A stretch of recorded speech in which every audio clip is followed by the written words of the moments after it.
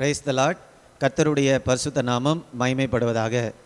இன்றைய தியானம் 2 ராஜாக்கள் 16ஆம் அதிகாரத்திலிருந்து 18ஆம் அதிகாரம் வரை. இந்த நாள் தியானத்திற்கான தலைப்பு, இஸ்ரவேல் தேசம் அழிந்தது ஏன், எப்படி? சாலமோனுடைய நாட்களுக்கு பிறகு தேசம் இரண்டாக பிரிக்கப்படுகிறது, வடதேசம் தென் தேசம் என்று. இப்போ இந்த வட தேசத்தை தான் இஸ்ரவேல் என்று நாம் சொல்லுகிறோம். இந்த நாளில் நாம் இந்த இஸ்ரவேல் தேசம் அல்லது வட தேசம் எப்படி அழிந்து போனது, ஏன் அழிந்து போனது என்று நாம் தியானிக்க போகிறோம். இப்போ சாலமோனுடைய நாட்களுக்கு பிறகு வட தேசத்தில் ஆண்டவர் எழுப்பின ராஜாவினுடைய பெயர் எரோபெயாம். இப்போ இந்த வட தேசத்தில் மொத்தமாக 19 ராஜாக்களை ஆண்டவர் கொடுத்திருந்தார் எரோபெயாமை தொடர்ந்து. இந்த 19 ராஜாக்களும் சுமார் 208 ஆண்டுகளாக இந்த வட தேசத்தில் ஆட்சி செய்தார்கள். இந்த ராஜாக்களுடைய நாட்களில் ஜனங்கள் அதிகமாக பாவம் செய்த நேரத்தில் ஜனங்களை தேவன் தன்னுடைய பக்கமாக திருப்புவதற்காக தீர்க்கதரிசிகளை கொடுத்திருந்தார். எலியா, எலிசா, ஆமோஸ், ஓசியா, இப்படிப்பட்ட தீர்க்கதரிசிகளின் மூலமாக தேவன் அவருடைய செய்திகளை கூறினார். ஆனால் ஜனங்கள் இந்த தீர்க்கதரிசிகளின் மூலமாக தேவன் சொன்ன செய்தியை கூட ஏற்றுக்கொள்ளாத நேரத்தில் அசீரியர்கள் வந்து படையெடுத்து இந்த சமாரியா பட்டணம், அதுதான் இஸ்ரவேல் தேசத்தினுடைய தலைநகரமாக இருந்தது, இந்த சமாரியா பட்டணத்தையும் இஸ்ரவேல் தேசத்தையும் அவர்கள் பிடித்து விடுகிறார்கள். இந்த அசீரியா ராஜா 3 முறையாக இஸ்ரவேலுக்கு விரோதமாக படையெடுத்து வருகிறதை குறித்து நாம் வாசிக்க முடியும். முதலாவதாக 15ஆம் அதிகாரம் 19ஆம் வசனம் 20ஆம் வசனத்தில் முதல் முறையாக அசீரியா ராஜா வருகிறார். ஆனால் அந்த நேரத்தில் பெரிய இழப்புகள் நடக்கவில்லை, அவர் திரும்பி போய்விடுகிறார். இரண்டாவதாக 15ஆம் அதிகாரம் 29ஆம் வசனத்தில் அசீரியா ராஜா இஸ்ரவேல் தேசத்தினுடைய ஒரு சில பட்டணங்களை அவர் பிடித்து கொண்டு அதில் இருந்த மக்களை சிறையாக அசீரியாவுக்கு கொண்டு போகிறார்.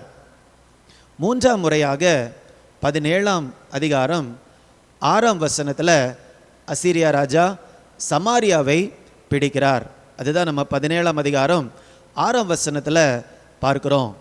அதில் ஓரளவுக்கு சமாரியா முழுவதுமே விழுந்தது என்று சொல்லலாம். அப்போது தேசத்தில் இருந்த 90% மேலிருந்த ஜனங்களை அசீரியா தேசத்திற்கு அசீரியா ராஜா கொண்டு போய் விடுகிறார். ஸோ இப்படி தான் இந்த சமாரியா அல்லது இஸ்ரவேல் தேசம் அந்நியருடைய கைகளில் கொடுக்கப்பட்டது. இப்போ நாம் ஏன் இவர்கள் அந்நியருடைய கைகளில் அகப்பட்டார்கள் என்பதை குறித்து நாம் தியானிக்க போகிறோம். 17ஆம் அதிகாரம் 7ஆம் வசனத்திலிருந்து 17ஆம் வசனம் வரைக்கும் நம்ம படிக்கும்போது இவர்கள் இவ்வளவு நாட்களாக செய்த பாவங்களை எல்லாம் இந்த வசனங்களில் நம்மால் வாசிக்க முடியும். அதில் ஆங்காங்கே நான் ஒரு சில முக்கியமான காரியங்களை உங்களுக்கு சுட்டி காட்டுகிறேன். 7ஆம் வசனத்தில் அவர்கள் பாவம் செய்து அந்நிய தேவர்களுக்கு பயந்து நடந்தார்கள். தேவனை மாத்திரமே ஆராதனை செய்து அவருக்கு மாத்திரமே ஜனங்கள் பயந்து வாழ வேண்டும் என்று தான் ஆண்டவர் சொல்லியிருந்தார். ஆனால் இவங்க அந்நிய தேவர்களுக்கு பயந்து வாழ்ந்தார்கள். 9ஆம் வசனத்தில் இவர்கள் பாவங்களை வெளிப்படையாக மட்டும் செய்யவில்லை, இரகசியமாக கூட அநேக பாவங்களை செய்து வந்தார்கள். நம்முடைய இருதயத்தில் நாம் செய்யக்கூடிய பாவங்கள் இரகசிய பாவங்களாக மாறுகிறது. சாத்தான் செய்த பாவம் இரகசியமாக தான் இருந்தது. சாத்தான் தன்னுடைய இருதயத்தில் சொன்னது என்ன அப்படின்னா, நான் எல்லாவற்றுக்கும் மேலாக எழும்புவேன், உயரத்தில் எழும்புவேன் என்று சாத்தான் தன்னுடைய இருதயத்தில் சொல்லி கொண்டான். இப்போ நம்ம இருதயத்தில் மற்றவர்களுக்கு தெரியாமல் செய்யக்கூடிய பாவம் அது இரகசிய பாவமாக இருக்கிறது. 11ஆம் வசனத்தில் அநேக துர்க்கிரியைகளை செய்து விக்கிரகங்களை சேவித்தார்கள். 14ஆம் வசனத்தில் விசுவாசம் இல்லாமல் காணப்பட்டார்கள், இருதயத்தை கடினப்படுத்தினார்கள்.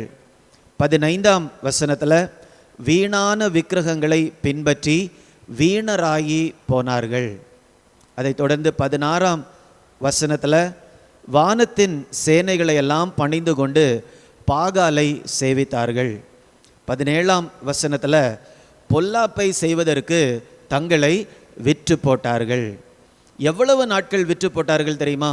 23ஆம் வசனத்தில் நாம் பார்க்கிறோம், அவர்களை தமது சமூகத்தை விட்டு அகற்றி விடுகிற வரைக்கும் அவைகளை விட்டு விலகாதிருந்தார்கள்.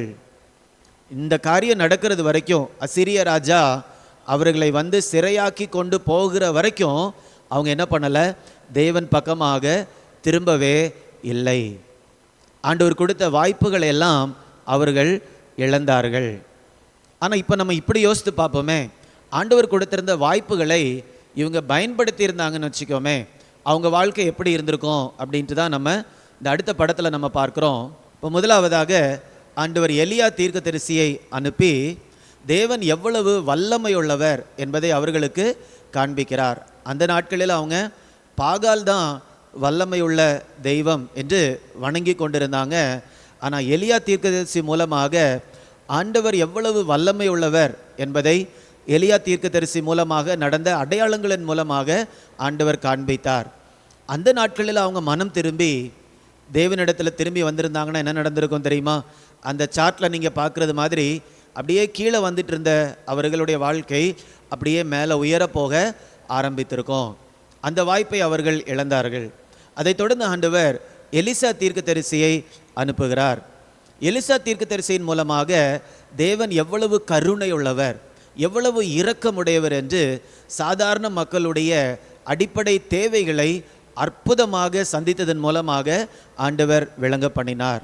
ஆனால் ஆண்டவருடைய இரக்கத்தை பார்த்த பின்பும் கூட அவங்க மனம் திரும்பலை. அந்த நேரத்தில் அவங்க மனம் திரும்பி இருந்தால் கூட இந்த சார்ட்டில் பார்க்குறது மாதிரி அவங்களுடைய வாழ்க்கை உயரத்திற்கு போக ஆரம்பித்திருக்கும். அதையும் அவங்க அந்த வாய்ப்பையும் இழந்து விட்டார்கள். அதைத் தொடர்ந்து ஆண்டவர் ஆமோஸ் தீர்க்கதரிசியை அனுப்புகிறார். இதுதான் நம்ம பின்னால் ஆமோஸ் தீர்க்க தரிசன புஸ்தகத்தில் நாம் படிப்போம். ஆமோஸுடைய செய்தி என்னவென்றால், தேவன் நீதி உள்ளவர், பாவத்திற்கு சரியான தண்டனை கொடுக்கிறவர், அதனால மனம் திரும்புங்க. ஸோ அந்த செய்தியை கேட்டு அவங்க மனம் திரும்பி இருந்தால் கூட கீழே வந்து கொண்டிருந்த வாழ்க்கை உயரே போக ஆரம்பிச்சிருக்கோம். அந்த வாய்ப்பையும் அவர்கள் இழந்து போனார்கள். அதைத் தொடர்ந்து ஆண்டவர் ஓசியா தீர்க்கதரிசியை அனுப்புகிறார்.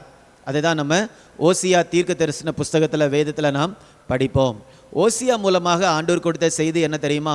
ஆண்டவர் எவ்வளவு அன்புள்ளவர், அவங்க எவ்வளவு ஆண்டவரை விட்டு வழி விலகி போனாலும் எந்த நேரத்திலையும் தம்மை ஏற்றுக்கொள்வதற்கு ஆயத்தமாக இருக்கிறார், அவ்வளவு அன்புள்ள தேவன். அந்த செய்தியை தான் ஆண்டவர் ஓசியா தீர்க்க தரிசன புஸ்தகத்தில் ஆண்டவர் சொல்லியிருக்கிறார். ஆனால் அந்த வாய்ப்பையும் இந்த ஜனங்கள் இழந்து விடுகிறார்கள். சுமார் ஓசியா தீர்க்கதரிசிக்கு பிறகு ஒரு 10 வருஷத்திலேயே இந்த அசீரியர்கள் வந்து அவர்களை பிடித்து கொண்டு போய்விடுகிறார்கள். ஸோ இந்த சூழ்நிலையில் இந்த ஜனங்கள் மிக பரிதாபமான ஒரு நிலையில் இருக்கிறார்கள். தேவன் கொடுத்த அத்தனை வாய்ப்புகளையுமே இழந்தவர்களாக காணப்படுகிறார்கள். அவங்க முக்கியமாக இழந்த காரியம் என்னவென்றால், தேவனோடு இருந்த ஒரு உறவை அவர்கள் இழந்தார்கள். அது மாத்திரமல்ல, ஒரு தேசமாக ஆண்டவர் அவர்களுக்கு ஒரு அடையாளத்தை கொடுத்திருந்தார். முழு உலகத்திற்கும் ஒளியாக இவர்கள் இருக்க வேண்டும் என்று இந்த தேசத்திற்கு ஆண்டவர் மகிமையை கொடுத்திருந்தார், நியாய பிரமாணங்களை கொடுத்திருந்தார், தீர்க்க தரிசிகளை கொடுத்திருந்தார். ஆண்டவருடைய சொந்த தேசமாகவே இவர்களை கருதி அவர்களை நேசித்து வந்தார். ஆனால் இந்த இடத்துல ஒரு தனி தேசம் அப்படிங்கிற அந்தஸ்தை அவர்கள் இழக்கிறார்கள், அடையாளத்தையும் அவர்கள் இழக்கிறார்கள். எப்படி அவர்கள் அடையாளத்தை இழக்கிறார்கள் என்றால், 17ஆம் அதிகாரம் 6ஆம் வசனத்தில் நம்ம படிக்கும்போது, அசீரியர்கள் வந்து இவர்களை சிறையாக பிடித்து கொண்டு போகிறார்கள். பிடித்து கொண்டு போய் ஒரே பட்டணத்தில் வைத்து அவர்களை சேர்ந்து வாழ விடவில்லை. வெவ்வேறு அசீரிய பட்டணங்களில் அவர்களை கொண்டு போய் வைக்கிறார்கள். ஏனென்றால் இவர்கள் திரும்பவுமாக ஒரே தேசமாக இணைந்து விடக்கூடாது என்று சொல்லி ஆங்காங்கே இவர்களை சிதறடிக்கப்பட்ட வண்ணமாக அசீரிய ராஜா அவர்களை கொண்டு போய் விடுகிறார். அப்போ அவங்க தங்களுடைய அடையாளத்தை இழக்கிறார்கள். அது மாத்திரமல்ல, சமாரியாவில் சிறை பிடிக்கப்படாத இன்னும் ஒரு சிலர் கொஞ்சம் பேர் இருக்கிறாங்க, இஸ்ரவேல் தேசத்தில் உள்ளவங்க. அவங்க சேர்ந்துடக்கூடாதுன்னு சொல்லிட்டு அசீரிய ராஜா என்ன செய்கிறாருன்னா 17ஆம் அதிகாரம் 24ஆம் வசனத்தில் வெவ்வேறு தேசத்தில் பிடிக்கப்பட்டவர்களை அந்த சமாரியாவில் கொண்டு வந்து அவர் வைக்கிறார். ஏன்னா அந்த நாட்களில் அசீரியா தேசம்தான் மிக வல்லரசாக காணப்பட்டபடியால் அவங்க எந்தெந்த தேசங்களில் இருந்து ஜனங்களை சிறைப்பிடித்து கொண்டு வருகிறார்களோ அவர்களை எல்லாம் என்ன பண்ணார்னா இந்த சமாரியா பட்டணத்தில் வைத்தார். அதனால அந்த இடத்துல வாழ்ந்த ஜனங்கள் ஒரே இனத்தை சார்ந்தவர்களாக இல்லாமல் பல தேசத்திலிருந்து இருந்ததுனால அது ஒரு கலப்படம் நிறைந்த ஒரு பட்டணமாக மாறிவிடுகிறது. நம்ம புதிய ஏற்பாட்டில் இயேசுவின் நாட்களில் இதை குறித்து நம்ம தொடர்ந்து வாசிக்கும் போது இந்த காரியங்கள் இன்னும் நமக்கு சரியாக புரியும். அப்போ எல்லாருமே கலக்கப்பட்டதுனால அந்த தனித்துவம் வாய்ந்த தேவனால் தெரிந்தெடுக்கப்பட்ட தேசம் என்று சொல்லக்கூடிய அந்த அடையாளத்தை அவங்க முற்றுமாக இழந்து விடுகிறார்கள். இதன் பின் அவங்க ஒரே தேசமாக சரித்திரத்தில் அவங்க திரும்பி வந்ததே இல்லை. எவ்வளவு பெரிய மகிமையை ஆண்டவர் கொடுத்திருந்தார். ஆனால் இப்போ ஒரு பரிதாப நிலையில் இந்த தேசம் காணப்படுகிறது. நம்ம வாழ்க்கையிலும் கூட நம்ம தேவனை விட்டு தூரம் போகும்போது இந்த இடத்துல தீர்க்கதரிசிகளை அனுப்பி ஆண்டவர் ஜனங்களுக்கு அறைகூவல் கொடுத்தது போல நமக்கும் கூட ஆண்டவர் ஒரு அழைப்பை கொடுத்து கொண்டே தான் இருக்கிறார். எப்படி ஆயிலும் நாம் ஆண்டவர் இடத்துல வந்து விட வேண்டும். ஆண்டவர் நமக்கு என்று வைத்திருக்கக்கூடிய ஆசீர்வாதத்தை நாம் சுதந்திரித்து கொள்ள வேண்டும் என்று சொல்லி ஆண்டவர் நம்மை வெவ்வேறு வகைகளில் அழைத்து கொண்டு தான் இருக்கிறார். இப்போ பார்த்தீங்களா, எலியா மூலமாக சர்வ வல்லமை உள்ளவர் என்று ஆண்டவர் காண்பித்தார். எலிசா மூலமாக இரக்கம் உள்ளவர் என்று காண்பித்தார். ஆமோஸ் மூலமாக நீதி உள்ளவர் என்று காண்பித்தார்.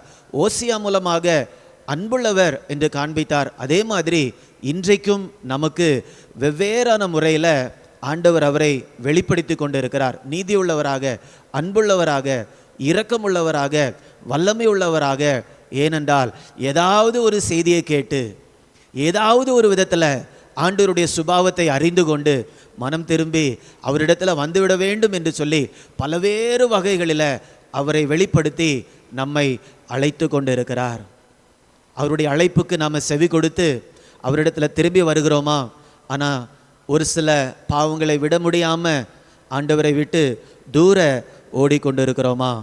ஆண்டவர் கொடுக்குற வாய்ப்பை நம்ம பயன்படுத்திட்டோம் அப்படின்னா அது எந்த நாளில் ஆண்டவர் இடத்துல நம்ம திரும்பி வந்தாலும் நம்முடைய வாழ்க்கையை அந்த இடத்துல இருந்து ஒரு உயர்ந்த நிலைக்கு கொண்டு போவதற்கு ஆண்டவர் உண்மை உள்ளவராக இருக்கிறார். ஆண்டவர் கொடுக்கிற வாய்ப்புகளை நம்ம பயன்படுத்தாமல் போய்விட்டோம் என்றால் அது மிகப்பெரிய இழப்பாக நம்ம வாழ்க்கையில் வந்துவிடும்.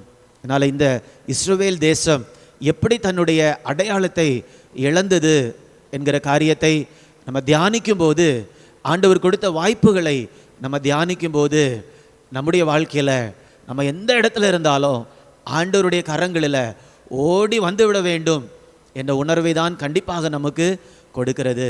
ஸோ இந்த செய்திக்கு நம்ம கீழ்ப்படிந்து ஆண்டவருடைய பக்கமாக நம்ம திரும்பும்போது அவர் நம்மை உயர்த்துவார். நமக்கென்று வைத்திருக்கக்கூடிய திட்டத்தை பரிபூர்ணமாக நிறைவேற்றி அவருடைய நாமத்தை மகிமைப்படுத்துவார். நம்ம ஜெபிக்கலாமா?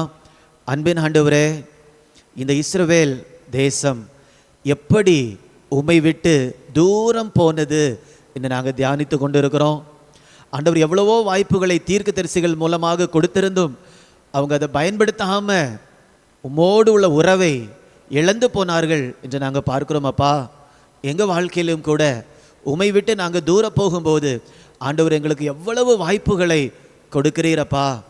அந்த வாய்ப்புகளை நாங்கள் பயன்படுத்தி ஆண்டவரிடத்திலிருந்து ஆண்டவரே இருக்கக்கூடிய அந்த உறவு பிரிந்திருக்கும் என்றால் நாங்கள் திரும்பவுமாக உம்முடைய பக்கத்தில் வந்துவிட ஆண்டவர் கிருபை தரும்படியாய் ஜெபிக்கிறேன். உம்முடைய சமூகம்தான் எங்களுக்கு பாதுகாப்பான ஒரு இடம். உம்முடைய சமூகம்தான் ஒரு ஆசீர்வாதமான ஒரு இடம். அந்த இடத்தை விட்டு நாங்கள் தூரம் செல்லாதபடிக்கு ஆண்டவர் காத்துக்கொள்ளும்படியாய் ஜெபிக்கிறேன்.